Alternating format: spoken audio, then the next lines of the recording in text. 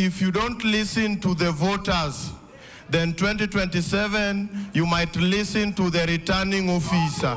In Kakamega, Youth International Day was meant to be a celebration. Instead, it turned into a moment of political reckoning.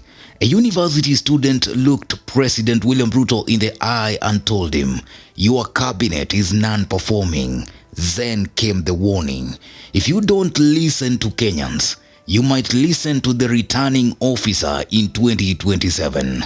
It wasn't just bold. It was the voice of a generation that has run out of patience, and it landed in front of millions watching. So situaribia appetite, make sure you do what the voters want so that we'll celebrate you in 2027. Direct to the question. At Masinde Muliro University, the president opened the floor for questions. What followed was not polite praise. It was a direct, unfiltered challenge from a young Kenyan who made it clear that hollow promises have an expiry date. This wasn't a staged exchange. It was raw political reality. Mr. President, in Kenya, we are doing a lot of things for formality. We come, we sit, we talk, you articulate a lot of things, then shida si wewe Bwana President, shida ni watu wako wa mkono.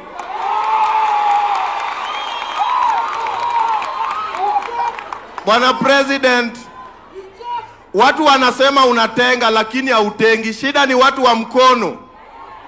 Ita watu wako wa mkono kwa ofisi na uwapange. Ya pili sir, we are having youth-driven organization across Kenya, and we are still depending on grants and funds from other counties and overseas. Yet the government is having a lot of money. We are also pleading that we can have a platform where youth-led organization can apply for grants from the Kenyan government. Wazungu wacha niongee na president. Wacha.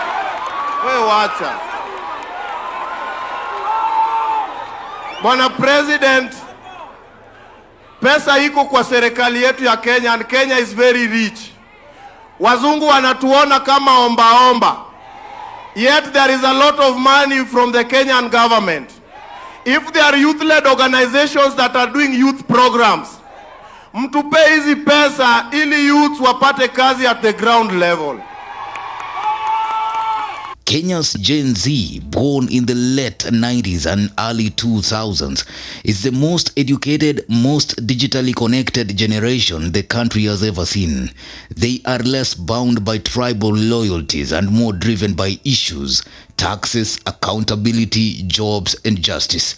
And when they speak, it is not through political parties but through viral videos, encrypted chats, and decentralized movements. I agree with you that we must get everybody to match what they say with what they do. And that is how leaders will be judged. When the time comes, judge every leader on account of their performance. What have they done? What difference have they made in Kenya? How are we going to ensure that the human resource are, for instance, the police and maybe some of the leaders that we have are engaging with the people, the common mwananchi, in a diplomatic way from a militant way? We are now undertaking the program of redressing some of the injustices that have happened in the past, and also retraining our policemen and women so that we can have better engagement between the public and our security agencies. This moment in Kakamega didn't come out of nowhere. It sits on years of rising frustration, from last year's finance bill protests to police violence that claimed lives, including the killing of Albert Ojwang in custody. Each unfulfilled promise adds weight to their discontent. By the way, did I explain myself on the narrative of tribalism? And it is not just William Ruto who has faced the Gen Z. Even Rigathi Gachagua, the former deputy president, has faced the wrath of the younglings in Kenya. On July 27, 2025, in Baltimore, USA, Valentine Wanjiru Gizai, representing the 625 movement, stood before former deputy president Rigathi Gachagua and delivered a similar warning, abandon tribal politics or risk irrelevance.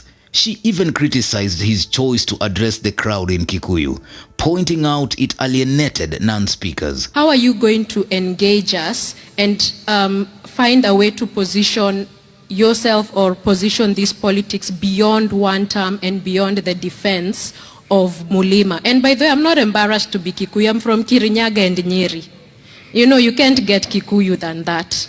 You know, I'm very Kikuyu, but we have, you know, but that's just the truth. How are you going to convince us? The message was the same as in Kakamega. Speak to all Kenyans or lose them. This movement has no president, no secretary general, no single leader to target or buy off.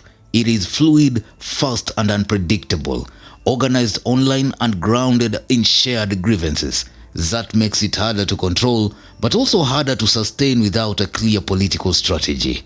President Ruto has tried to respond with programs like NYOTA, promising jobs and opportunities for the youth.